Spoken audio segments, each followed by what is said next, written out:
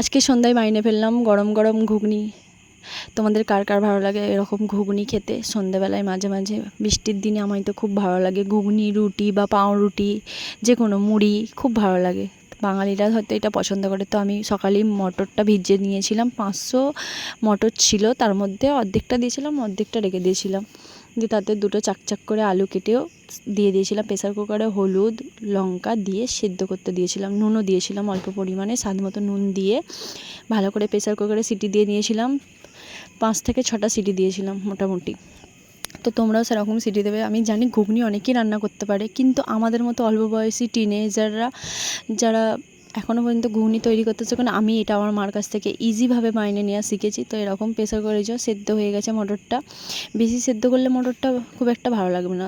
তারপরে আমি ওই আলু সিদ্ধগুলোকে একটা আলাদা পাত্রে তুলে নিয়েছিলাম, নিয়ে ভালো করে ওটাকে ম্যাশ করে নিয়েছিলাম আলুটা। আমি এটা দেবো ঘুগনি রান্নায়। আমি অনেকে কুচো কুচো করে আলু কেটে দেয়, কিন্তু আমি এরকমভাবেই দিই। তো তারপরে কড়াই তেল গরম করতে দিয়েছিলাম। আমি বাড়িতে সাধারণ যে মশলাগুলো আছে সেটা দিয়ে আজকে ঘুগনিটা রান্না করব, বেশি কিছু দেবো না। তো যেগুলো যেগুলো রেগুলার দেওয়া হয় সেগুলো দিয়েই করছি। তো আমি পেঁয়াজটা লাল লাল হয়ে ভেজে নিয়েছিলাম, বেশ ব্রাউনি ব্রাউনি হবে ভেজে নিয়ে তাতে দিয়ে দিয়েছিলাম আদা রসুনের একটু পেস্ট। আদা রসুনটা একটু পেস্ট করেই দিলে বেশ ভালো লাগে আমার। আদা রসুনের সাথে কাঁচা লঙ্কাও ছিল, একসাথেই পেস্ট করা ছিল, তো আমি একসাথেই দিয়ে দিয়েছিলাম। দিয়ে অল্প জল দিয়ে দিলাম, কারণ আমি এবার মশলা দেবো, মশলাটা পুড়ে না যায় তার জন্য। তো এতে দিয়েছিলাম জিরে গুঁড়ো, হলুদ গুঁড়ো, লঙ্কার গুঁড়ো, মানে ঘরের যা যা মশলা থাকে সেগুলো দিয়ে আমি আবার নাইড়ে চাইড়ে ভালো করে কষিয়ে নেবো মশলাটা, যে মশলার কাঁচা গন্ধটা চলে যায়। যে তারপরে দিয়ে দেবো যে আলুটা সিদ্ধ ম্যাশ করে রেখেছিলাম, সেই আলুটা দিয়ে দিলাম। দিয়ে ভালো করে আবারও ওটাকে কষিয়ে নিতে হবে। আলুটা থেকে এমনভাবে কষাতে হবে যেন জলটা ছেড়ে আসে।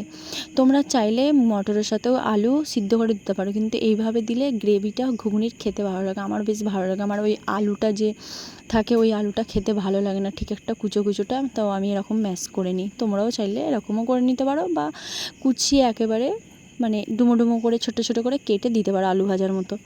তো আমি এরকম দিয়ে এই যে কষিয়ে নিয়েছি। নেওয়ার পর যখন হালকা তেল ছেড়ে আসবে কড়াই, তোমরা বুঝতে পারবে, তখন মটরটা দিয়ে দেবে। মটরটা দিয়ে আবার ভালো করে নাড়াবে। আমি কিন্তু এখনও এক্সট্রা নুন দিইনি, কারণ আমি সিদ্ধর সময় মটরের নুন দিয়েছিলাম, তো আমি সেই হিসাবে এখনও নুন দিইনি। তো স্বাদ মতো দেবো, টেস্ট করে আগে ফুটুক তারপরে আমি দেবো। সো ঝালটাও একটু তোমরা তোমাদের মতো করে দেবে। আমি একটু ঝাল দিয়েছিলাম, কারণ আমার ঝাল ঝাল খেতে ইচ্ছা যাচ্ছিলো। তো তারপরে দেখলাম বাড়িতে একটা চানা মশলার প্যাকেট ছিল, যে ঘুগনির মশলাগুলো হয়, সেইটাও একটুখানি আমি ছড়িয়ে দিয়েছিলাম ওপরে দিয়ে। একটু ধনেপাতা দিয়ে এই যে ভালো করে ঘুগনিটা ফুটিয়ে নিতে হবে।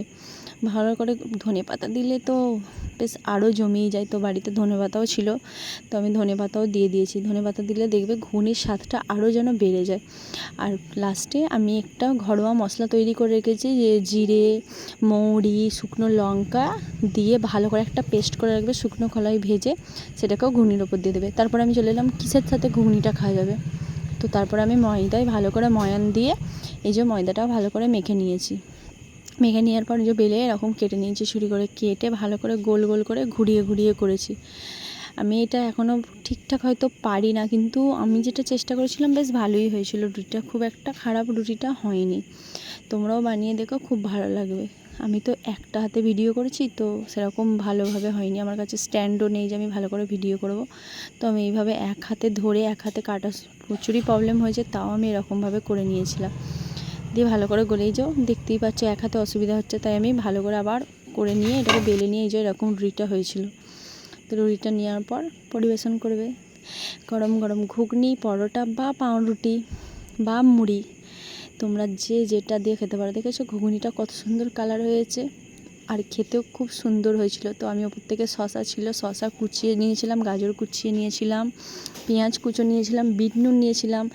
পারলে বাড়িতে পাতিলেবু থাকলে পাতিলেবুও একটু রস দিয়ে দেবে, খুব ভালো লাগে। সেই বিক্রি করতে আসে পাড়ায়, যে একটু তেঁতুলের রস এগুলো দেয়। তো আমি সেদিনকার তেঁতুলটা ছিল না, সন্ধ্যেবেলায় একটু ইচ্ছাও যায়নি, তো আমি একটু লেবুই দিয়েছিলাম। তো ভালো করে লেবু দিয়ে জম্পেশ করে সন্ধ্যেবেলার নাস্তাটা আমি খেয়ে নিলাম। ও সেটার যে কি ভালো লাগলো, ঝাল ঝাল ঘুগনি আর পরোটা, আর তার উপর বৃষ্টি। আর এই পরোটা তো চায়ের সাথেও খেতে ভালো লাগে। তোমাদের কার কার ভালো লাগে একটু জানিও অবশ্যই। আর আমার ভিডিওটা যদি ভালো লাগে, আমার রেসিপিটা যদি ভালো লাগে তোমাদের, অবশ্যই লাইক এবং কমেন্ট করো।